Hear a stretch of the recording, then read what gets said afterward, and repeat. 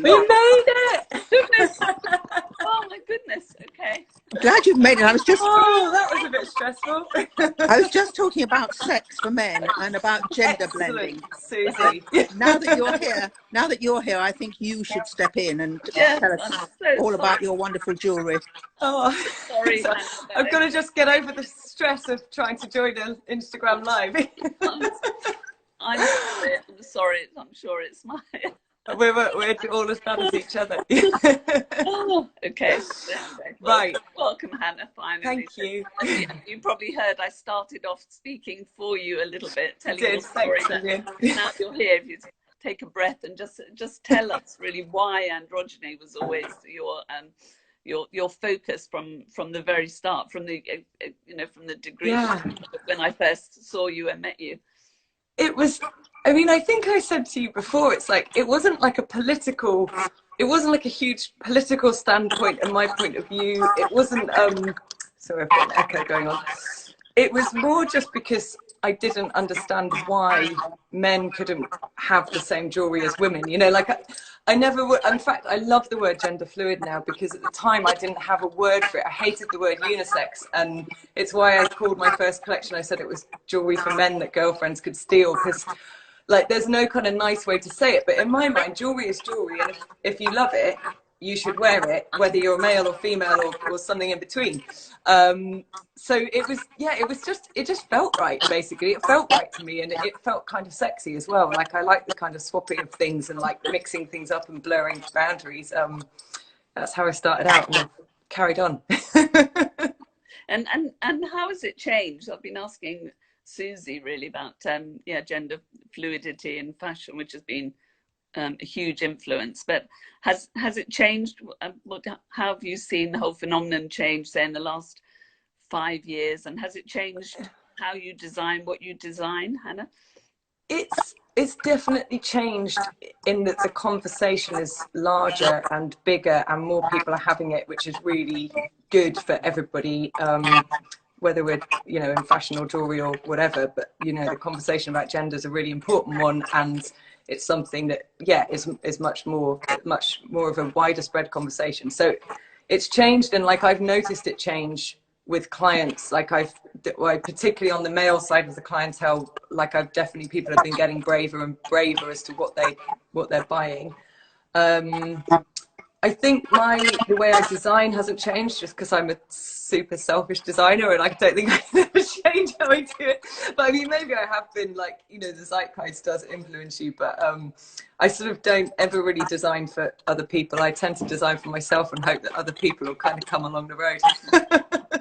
and they do. And I was saying, I'm not sure if I got it right, but you sell almost as much to men as to women. Yeah, definitely. And interestingly, one big thing one big change I've noticed, and I don't know whether it is because of the gender conversation and the kind of further emancipation of thinking around it, is like I have a lot more women buying for themselves. Women and men are buying for themselves, rather than like things being bought as gifts, or engagement rings being bought and things like that. They are, of both genders, people are tending to make decisions for themselves, buying for themselves, and that's quite refreshing. It sort of changes the purchasing power, or it changes the purchasing thinking. I think when people are buying something as like something for themselves, they want to make a statement, it's got to say a certain thing. It's a different thing of buying something for somebody else.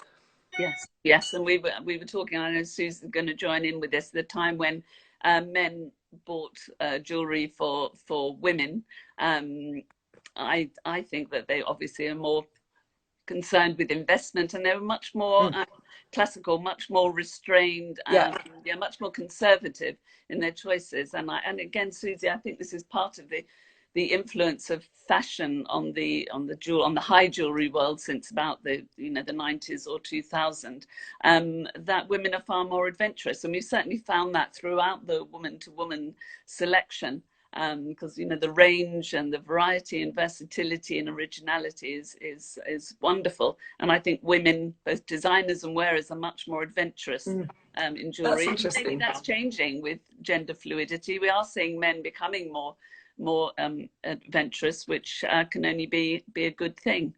And well, I've got another theory. It's entirely my own, which is that it's what we want to hear. is that if you saw the obviously sad moment of the royal funeral just recently, you would have seen the number of, I suppose they're called badges, are they, that were worn. I mean, extraordinary number of Yes. what are they? Are they badges or medals? Maybe medals? That would be yeah. it. That would be it. And I mean, you're talking about men wearing perhaps 17, or once I started counting. So I think it's wrong to imagine that men absolutely dumped the whole idea of jewellery in the sort of mid-18th century. There were certainly very great changes, and really I think the men wearing suits was the great changing moment, when it was no longer appropriate to have jewellery on a suit. I mean, even women, I think, are feeling that today. But when you're talking about developing that so that these male jewels is what I'm calling them, although of course women might well indeed also be wearing things that come attached to the army or whatever they're doing. But I think that was a sort of a way to go. It was a path for men to walk back towards jewellery. I'm saying again and again that in the past jewellery was there, and then to me it's certainly been the mixes that we've seen on the catwalk, and also that we've seen the young men and young women wearing. So I think that that's very important, that people have got the sort of same spirit, and certainly this gender fluidity is something that really comes naturally. I don't think, although what we said earlier about Dior and Chanel, etc., but I don't think it's really the companies that have pushed this. I think it's something that has come from within and grown into a great bubble. Absolutely agree with you, Susie. Totally. It's sort of like the designers are responding to what's happening. Yeah. Mm-hmm. Yeah, definitely. And another subject that we've been designing, we've been talking about in our woman-to-woman conversations is the concept of the jewel as a mark of male ownership of women, which of course again is a tradition that's hopefully being thrown out of the window, because often, certainly in the 19th century, women were adorned with jewels to be walking shop windows for their husband's wealth and success. And then there's the whole concept of the engagement ring, which I know Hannah has got a strong views, but I think that's changing. We know it's changing.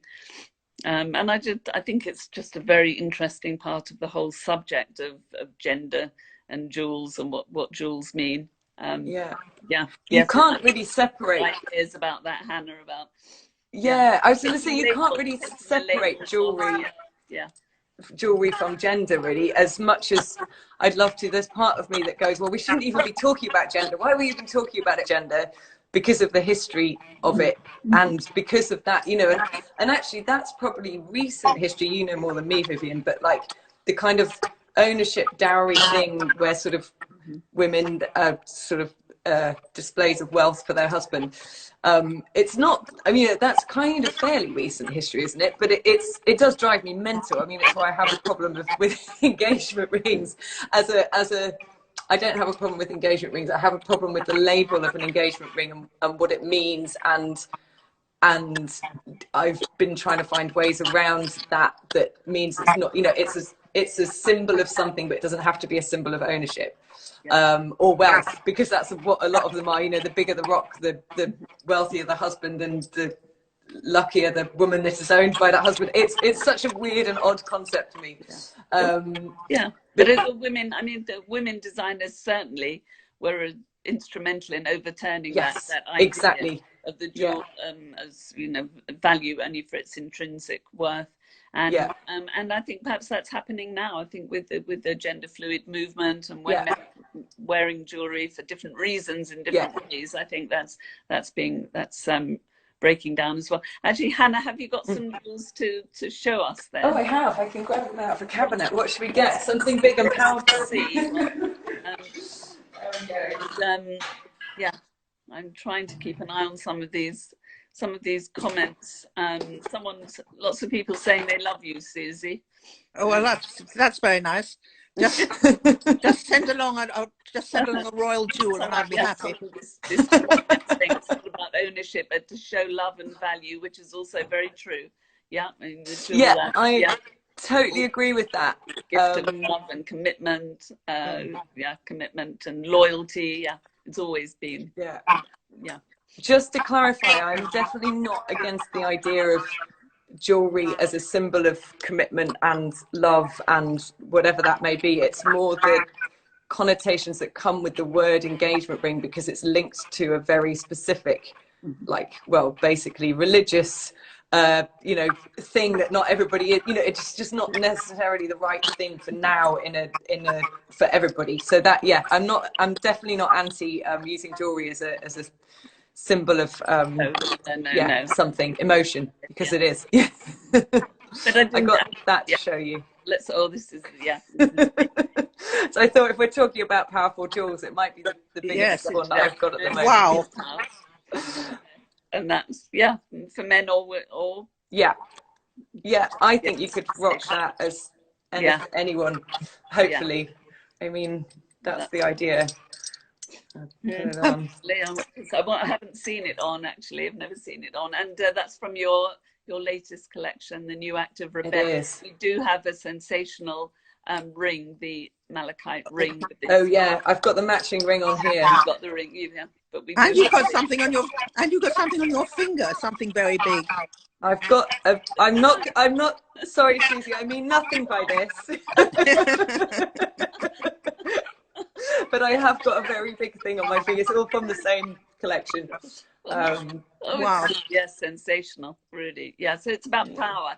I mean, it is the subject, that jewelry has always been a symbol of power, and all sorts of different kinds of power, from worldly power to divine power to feminine. If you think of the tiara. So, and but I don't entirely agree with you. I mean, people may sneer today about the pursuit of prettiness, but I'm not against it. I think that particularly young people of both sexes should be given things that are beautifully made and aren't making some tremendous statement about being strong or bold or feminine or masculine, but something that's lovely and lovely to wear. So I refuse to join you, sorry, but Hannah, I refuse to join you saying it's all, I'm for prettiness. Frank and fearless, Susie, it's what you said. I have to say, I'm all for, I mean, prettiness is a taste thing as well, I suppose, and I've just generally, my taste hasn't necessarily swayed to prettiness, but I 100% agree with you that it has to be something beautifully made, beautifully crafted, whatever the taste of that thing is. Like, if that, I think that's the element. And actually, some people find some things pretty, other people don't. But the making of something, the craftsmanship, whether it's like a dress or whether it's a piece of jewelry, is the bit that makes it special. So you can have as much story behind it as you want, or tell as many stories as you like about it. But if it's not an actual beautiful thing, then there's no point owning it. I do agree, but I also disagree slightly, Susie. Yeah, that people love wearing pretty things. It makes you feel good, and just feeling good is gives you confidence. Actually, I mean, I'm not somebody who's really goes for pretty. I want something more striking and more dramatic. But I don't like the idea that you're not, unless if you wear something pretty, you're sort of downgrading the whole thing as far as women are concerned. I really can't buy that one. I think there are women of all different kinds, and I think whatever jewelry they want to buy for themselves, or indeed receive from their loved ones, good for them. No, we're not saying that. We're not saying that at all. Actually, I think what we're saying is exactly the opposite of that. That there's so much freedom. Jewelry is for self-expression, personal pleasure, and just because you want to look pretty or beautiful or strong or powerful or any of those reasons. So can I just make one statement there? Yes, please. Which is, I mean, I'm sure you guys never think about this and the idea that it might be worth something, the jewelry, but You know, I think it's very difficult for a generation where the men mostly bought big jewels and presented them to their loved one as a statement of love, or whatever it was a statement of, or a statement of perhaps of owning the people. You know, I'm thinking of the fact that you can't rule out altogether and say it's well designed or it's pretty or it's this or that when you're talking, or you can be talking about a stone which is such intense and extraordinary value, even before it's beautifully made. It's actually in itself, it's a beautiful diamond. So I think there are different aspects even today, aren't there? Oh yes, yeah, definitely. I mean, the jewelry will always have that element of intrinsic worth. I think it's all these different layers of richness to jewelry that keep all of us, endlessly fascinated. Yeah, and it's a very important part of jewelry. And actually, coming back to that question of gender and femininity, and we were discussing this as well. I mean, if you think about the great courtesans of the Belle Epoque, or even married women who had no rights and they weren't allowed any wealth in their own right. I mean, jewelry was their freedom. That was their currency. That was their pension. That was their pension. You know? So how did I miss out on all this? Wrong generation, Susie. Not too late, but I think probably we should. Again, I'm not very good at taking the questions. I'm trying to have a look and see what questions we have. But I think, yeah, probably we should wrap it up. If there are any questions, please do send them. I'm trying them now. Yeah. Yes. And I would also just like to say to the two of you that it's not a battle. We've got a battle of the hairdos going on here. We have matching high-rise hairdos. Yeah. So yeah. Excellent. Yeah. So, I mean, unless there's anything else, Susie, that you're bursting to say. Yes, I've been bursting to say this for about 25 years, ever since I invented this hairstyle. Why is it that it's so difficult to find a beautiful, jeweled, darling thing that you put in your hair to keep it in order? Somebody's missing out somewhere there. Or can you tell me of a company which has made a great thing about something that goes in your hair and that's smothered in jewels? I don't know, Vivian. Other than a tiara, Susie, you might have to just start rocking a little tiara that's sort of like a headband. You need an aigrette, you need a nice aigrette to go there. Who does them? I don't know. I'll do you one. Yeah. I'll make you one. Yeah. I shall remind you about that. I think we could do a fabulous one. Okay. Thank you so much, and I apologize. I know. Okay. Yeah. We all got here in the end. It was fine. Sorry for that. Sorry, Hannah. Kept you waiting, but thank you everyone for joining us. Hope to see you again, and please visit Philip's Flawless Woman to Woman. Yes. See you all soon. Lovely to see you.